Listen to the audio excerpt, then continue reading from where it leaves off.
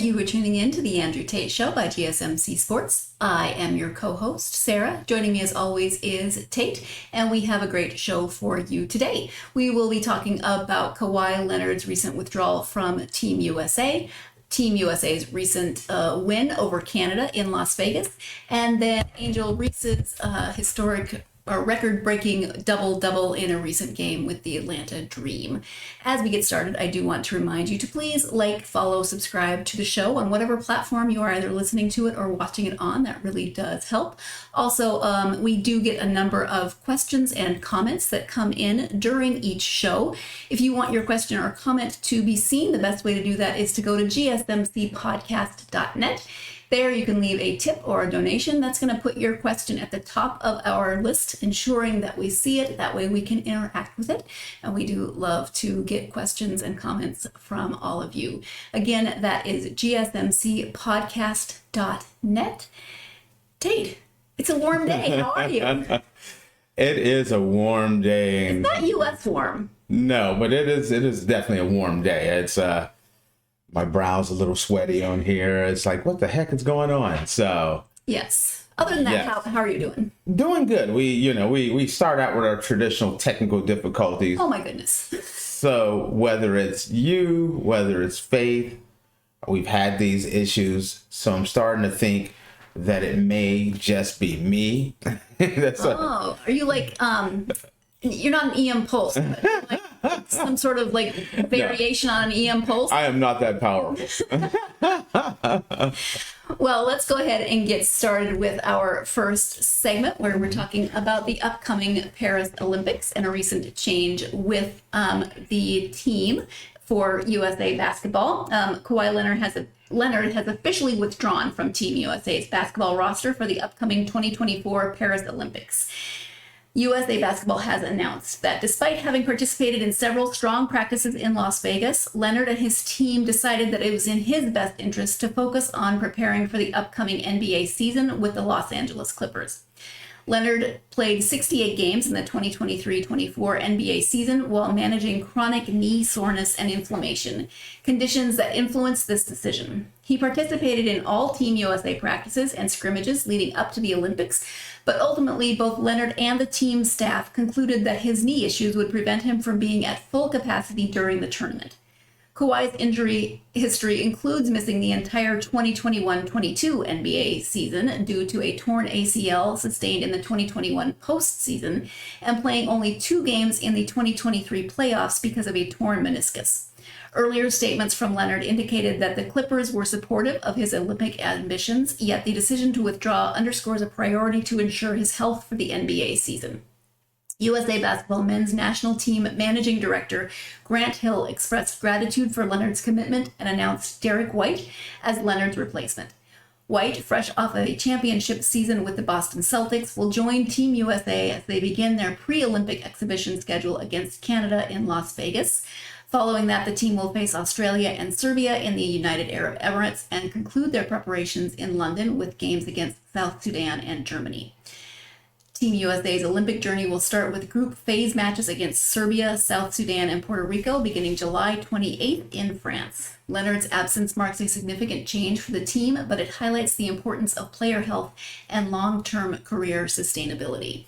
So, Tate, definitely a loss for Team USA, but give us your thoughts. Okay, first off, that's a big loss. When you start looking at Team USA this year, and one of the questions that come up is this the most talented team America has ever put together? And I am an old dream team lover, but I was saying yes, because I was looking at this team with Kawhi, with Joel Embiid, with Kevin Durant, with LeBron James. Now that Kawhi Leonard is no longer there, I don't know if it's the most talented team ever any longer. But talking about this as far as Kawhi Leonard goes, this unfortunately is a bad look for Kawhi Leonard. Being the face of load management, he is the face of load management. He brought that into the NBA culture.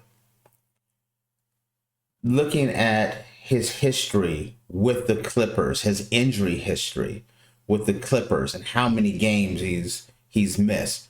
So many of basketball players and analysts are looking at this as, you know, this is a big stain on his legacy. This is Kawhi quitting. You look at all of this, and my initial thoughts was kind of the same thing. Like, what is he doing? I can't believe he's doing this. But when you set that emotion aside and you start thinking about it, it's the right decision. As a matter of fact, the only problem that Kawhi Leonard has had is the fact that he even tried to do it. If I'm Steve Ballmer, the owner of the Los Angeles Clippers, I'm doing everything under the sun to prevent him from going.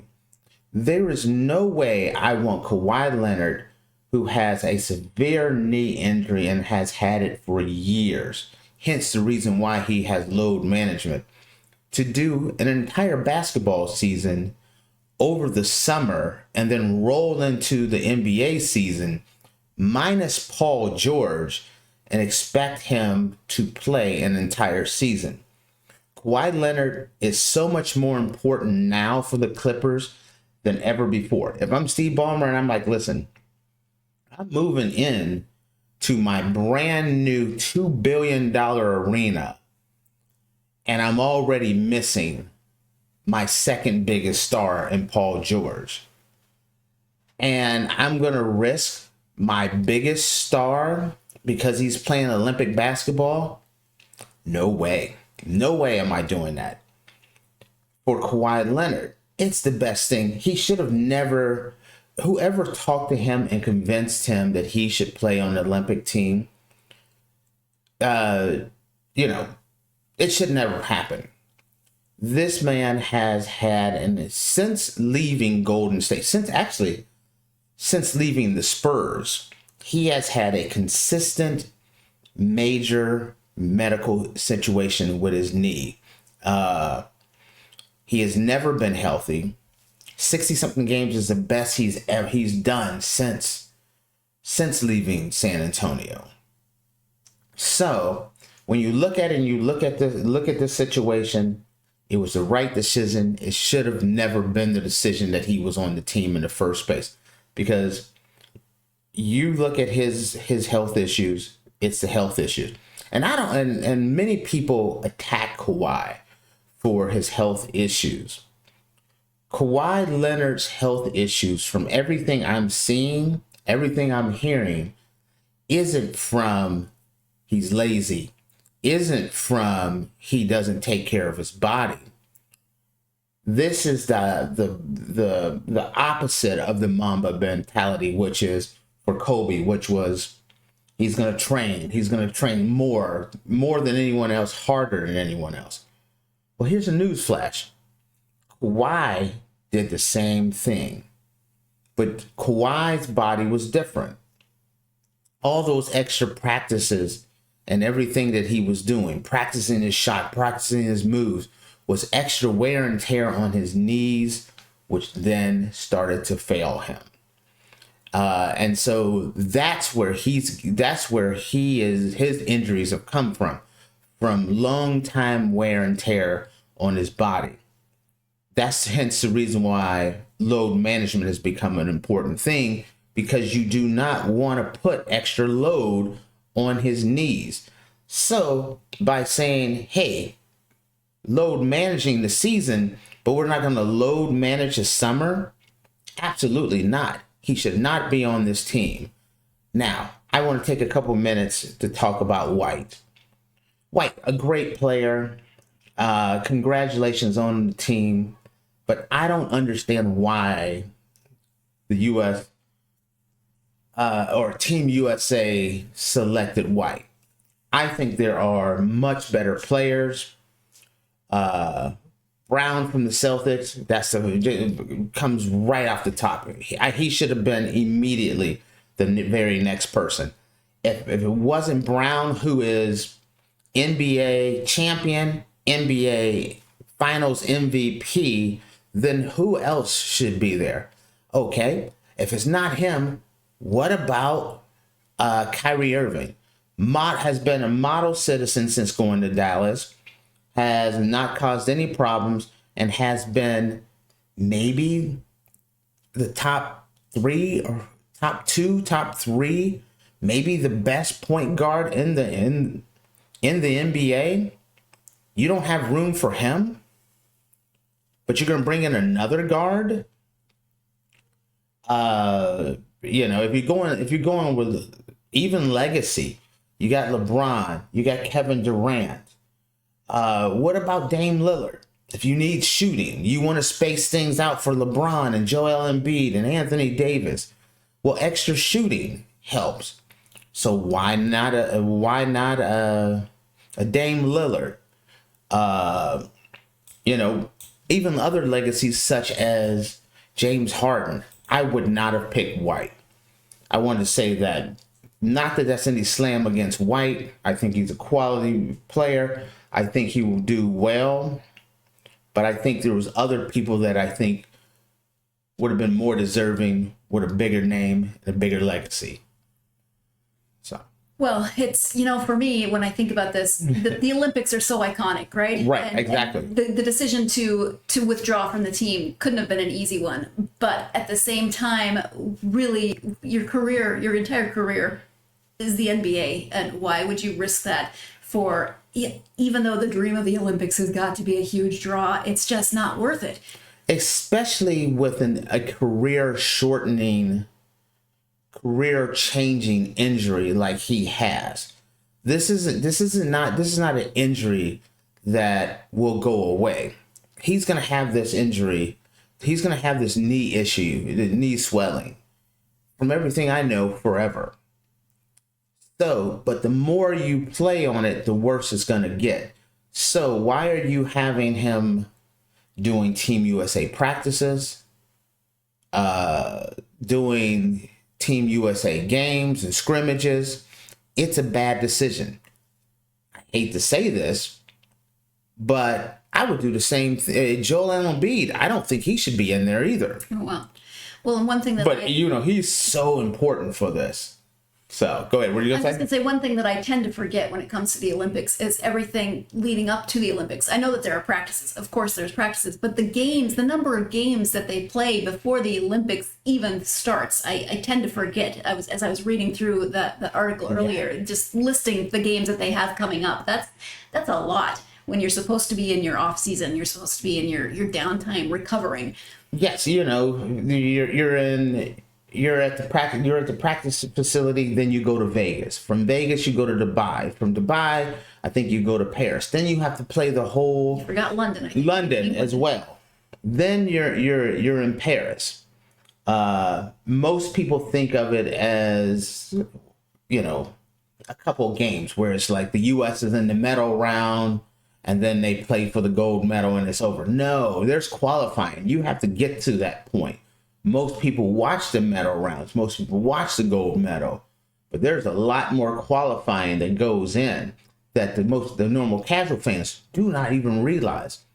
But as an owner who has hundreds of millions of dollars tied up in a diminishing asset, and make no mistake about it, why is the diminishing asset? Because he's only going to get older. That knee is only going to be able to handle the wear and tear so long. There's no way I want him playing Olympics, just like there's no way I would want Joel Embiid. Now I want them both on the Team USA because I'm pro America. But if you're thinking about it as an owner, I could see both of them. As a matter of fact, I'll go even farther. I wouldn't even want Kevin Durant on there either if I'm Phoenix. He's already had a blown out Achilles, and then he's a lot older. He's had some other injury issues. No, I'm not doing that. Meanwhile, Tate has wiped out. I've totally wiped out Team USA, and I feel like we have enough talent and young players that don't have these injuries that we should be starting to bring in a lot of these younger, more talented players. Guys like Anthony Edwards out there on Team USA. That's a good fit. The Olympics are only every 4 years, so people just get older. Yes. These younger players are going to be 4 years older next time the Summer Olympics rolls around. Exactly. And when your lead player is 40 years old, meaning LeBron. Still impressive, but yes, it needs to get younger because some of these guys shouldn't be in there this time. If LeBron's in the 2028 Olympics, I don't even... I'm sorry. I'm not putting that past him. I don't either. Are you telling me, if you told me LeBron is still playing 4 years from now? He's got with his walker. He got his rascal on the court. I think on that note, we're going to take our first break of this episode. We're still going to be talking about Team USA when we come back, their recent game against Canada. You are tuned in to the Andrew Tate Show by GSMC Sports, and we will be right back. I feel like I'm losing my mind. Is everybody in the world blind? Please, Lord, give me a sign, a sign. I feel like I'm losing my mind. Is everybody in the world blind? Please, Lord, give me a sign, a sign. I wanna be the greatest. Everybody on the fake shit. I look around and feel like everybody is the fakest. I make this every day and I'm impatient, hoping one day I blow up from the basement. Statement, the top is so vacant. I don't hear shit that I think is amazing. Waiting for my day when I'm playing sold out shows for 1,000 faces. Hey, give me that crown, get in my way and to be put down. It ain't your place, all this my town. If I want that shit, then I'll get it right now. I'm losing it, the noose it fits, some losing shit, a stupid myth. You choose to live or choose to dip, you choose to fight or lose your grip and lose a gift. I feel like I'm losing my mind. Is everybody in the world blind?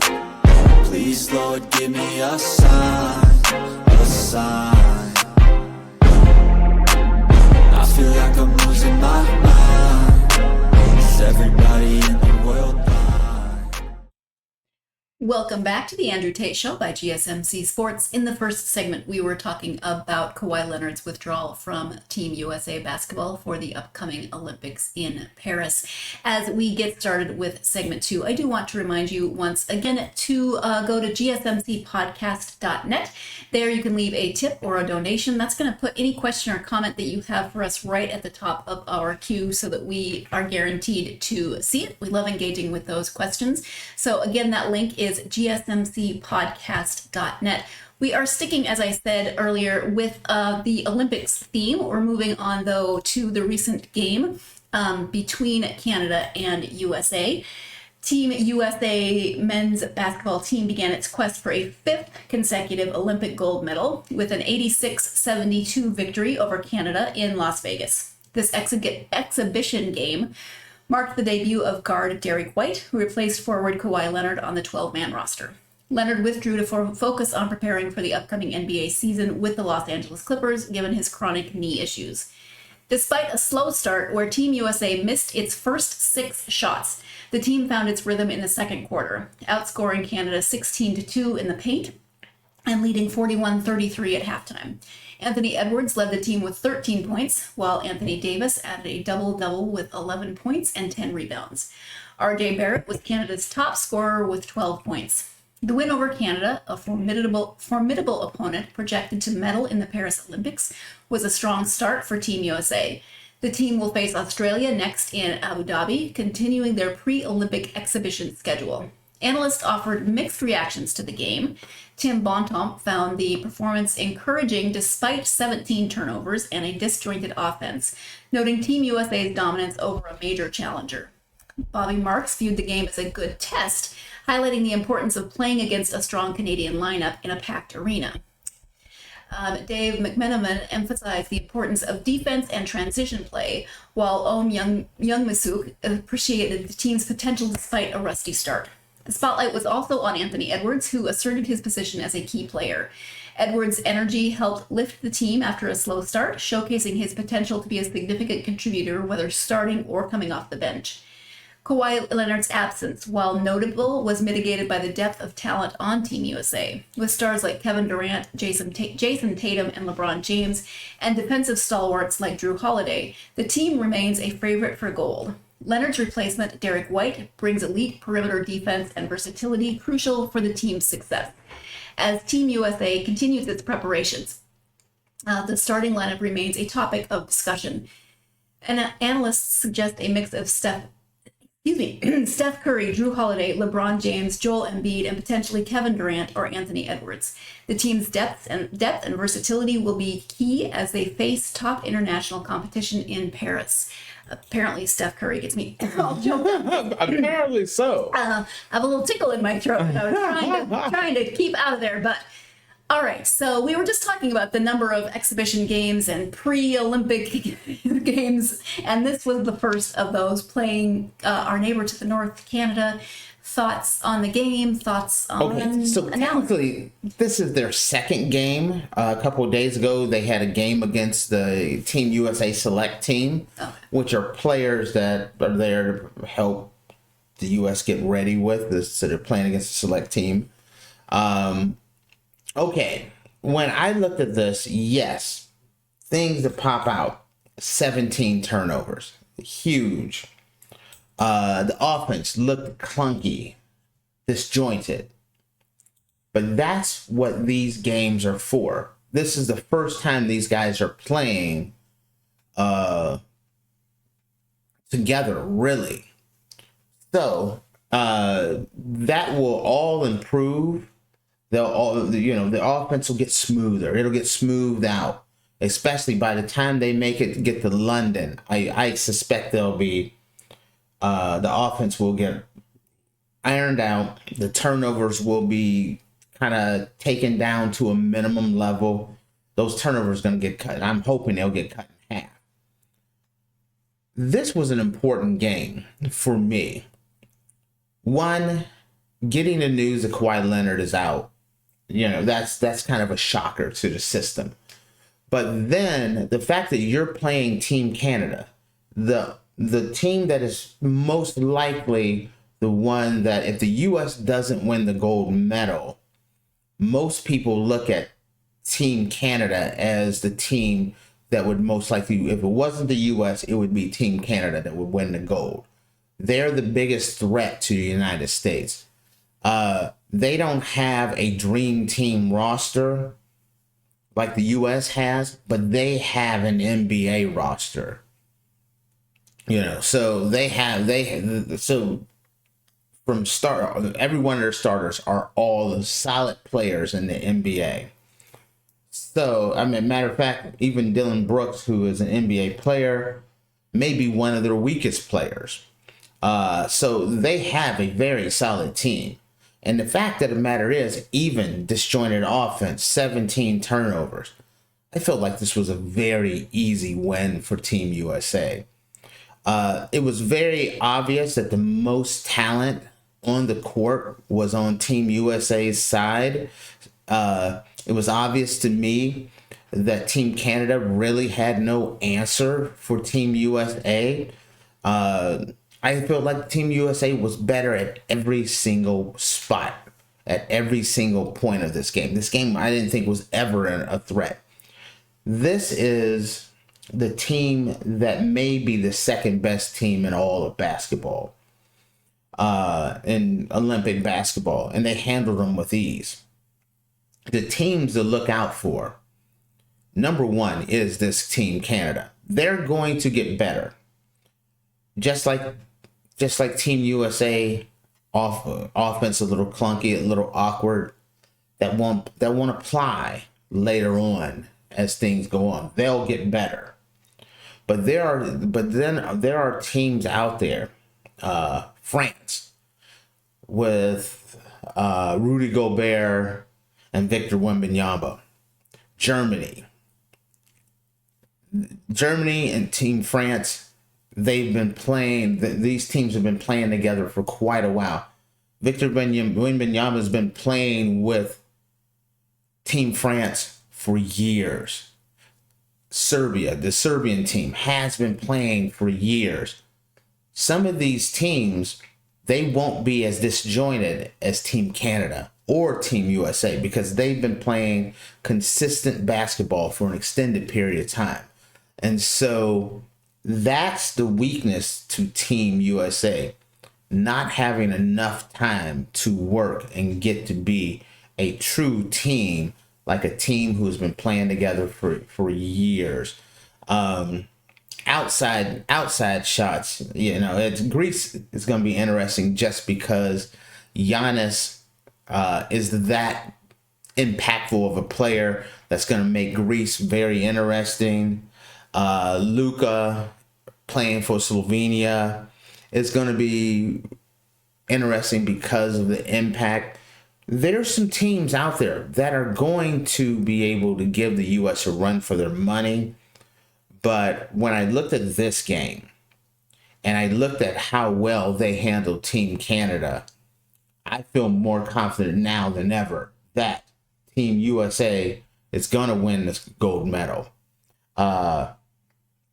Unless, like we said, we keep losing players. And it could happen. We've already lost Kawhi Leonard. If there's any issue with Joel Embiid and he's out, the whole dynamic of Team USA is going to massively change. If Kevin Durant leaves, the whole dynamic of Team USA will change. That's the scary thing about this whole team that they put together. Now, they have some young people, and the main young person is the Ant-Man, Anthony Edwards. And he's showing he's right now, in my opinion, the best American player in the world. He's young. He's durable. He's athletic. That's the future. He's the present and he's the future, because he's going to be playing a massive role in determining who's going to be going to that gold medal round. I just don't understand why Jaylen Brown did not get invited. That's the only one. I would love to see Jaylen Brown on the team, especially when you're worried about players that may not make it. That was my overall take on what I see with this game. You mentioned that disjointedness of not really played together. And that's something for me, this will make you roll your eyes, or maybe it'll make our viewers roll their eyes, because whenever I watch the Olympic Games of these combined teams of people from lots of different NBA teams coming together to play in the Olympics, even when I think about trades, my muscle memory, I just wonder how often you're on the court and you see someone that you played with last week but is now on the opposing team when we're talking about trades. Or now you're on the Olympics and you're used to trying to keep that ball away from everyone else that is now on your team. So I just think, oh my gosh, the physical prowess is amazing, but the mental capacity to make those changes in your brain. And I guess now I understand why there's so many exhibition games. Well, no, and that's in that one. That's a good question, and it sounds kind of a base, like I don't know what I'm talking about, or you don't know what you're talking about. I understand why you asked that, but I bring up, forget about the NBA, forget about college and organized basketball. Players are used to playing pickup basketball all the time. Teams change all the time. Playing an AAU basketball where, who's ever in AAU, you got new teammates all the time. So players get used to playing with different players on a regular basis. Thinking about the All-Star game.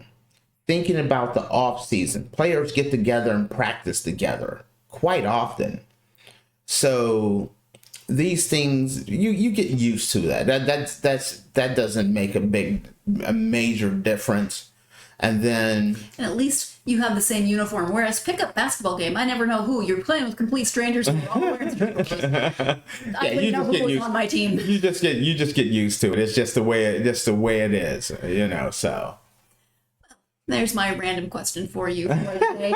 Any concluding thoughts on Team USA as we go to our I just think they're good. I mean, as long as they're healthy, I think Team USA is going to win the gold medal.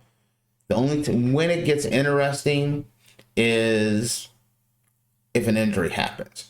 Because if an injury happens, not only do they lose a player, but owners can get a little squirrely. You see one injury happens, then people start thinking about, hey, we just signed this guy for $200 million, or we got $150 million left on his contract, and we're getting nothing out of having him play Team USA. Are you willing to risk it for games that doesn't matter? And it doesn't benefit. It's not like it's an exhibition game where, if you're the Phoenix Suns and you're selling out your arena and you got concessions and everything else, and it actually helps the organization. This doesn't do anything for the actual team. This is strictly for love of country and pride. And love of country and pride only goes so far when you're the guy writing that $150, $220 million contract. Just saying. Yeah. Hence the reason why I think Kawhi Leonard is not playing on Team USA. Sure.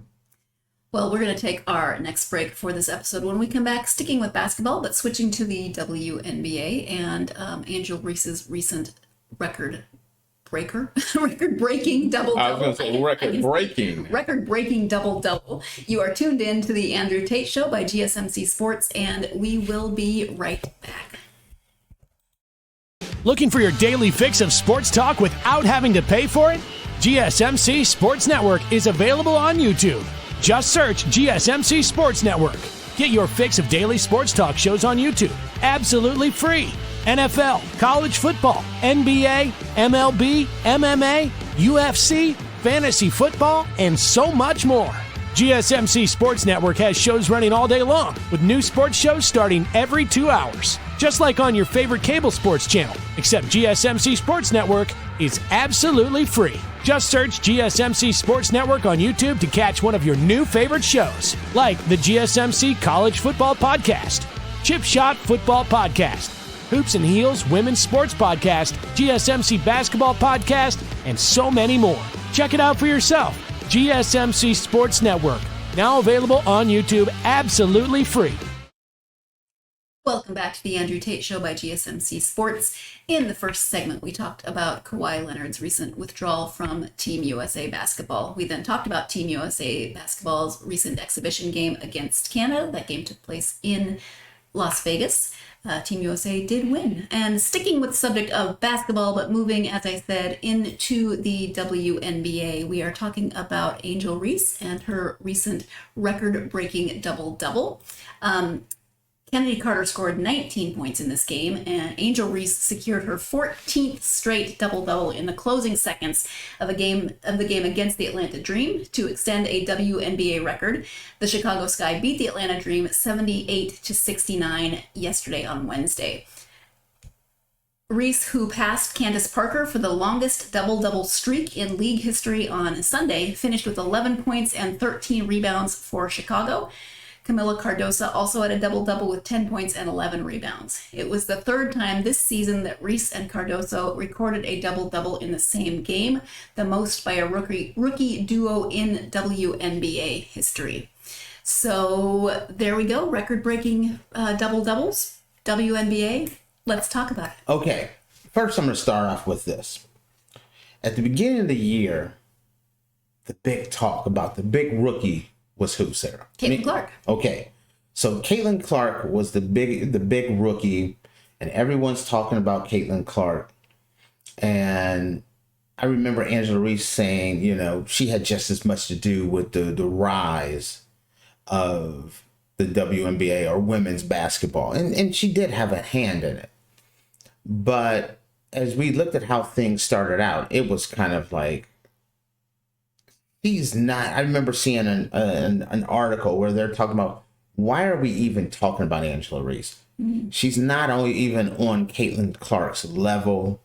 Angela Reese started out struggling. Caitlin Clark was doing pretty well. Caitlin Clark was getting targeted. And it was pretty much, they looked at her as kind of like the bad guy. That wasn't even worse than the bad guy because she was an inferior bad guy. In many cases, people looked at her that way. And I've had this conversation with other people where it's kind of like, Caitlyn is the real star. No one cares about Angela Reese. Well, if you look around right now, you care about Angela Reese now. Angela Reese is balling. I mean, she is really balling. 14 double-doubles, something that's never been done in the history of the WNBA. Not only has she shown that she has a say in who's the biggest star and who's the biggest future star of the WNBA, now you have to ask this question. Who is the real rookie of the year right now? Because up until a week ago, it would have been like, this is an easy situation. It's Caitlin Clark. And I don't even think it would have been close. It's close now. As a matter of fact, in my eyes, Angela Reese has not only pulled up beside her, but may have pulled ahead of her. Yes, Caitlin Clark just came off with the first triple-double by a rookie. That doesn't compare to 14 straight games. 14, not 3, not 5, not 10, but 14 straight games of double-double statistics. Something that's never been done. You can look around and say, it's a double-double. It's never been done. And there's a lot of players out there that are trying every day to get double-doubles. But she is really performing consistently. And here's the thing that has been bugging me about this, Sarah, with this whole Angela Reese thing. I feel like there's a whole segment out there that wants to put her down and wants her to be the villain, because I've seen this in many conversations, whether it's here at GSMC, other colleagues that I've worked with and talked to, friends that I've talked to. Oh, she's only getting these double-doubles because she's so bad.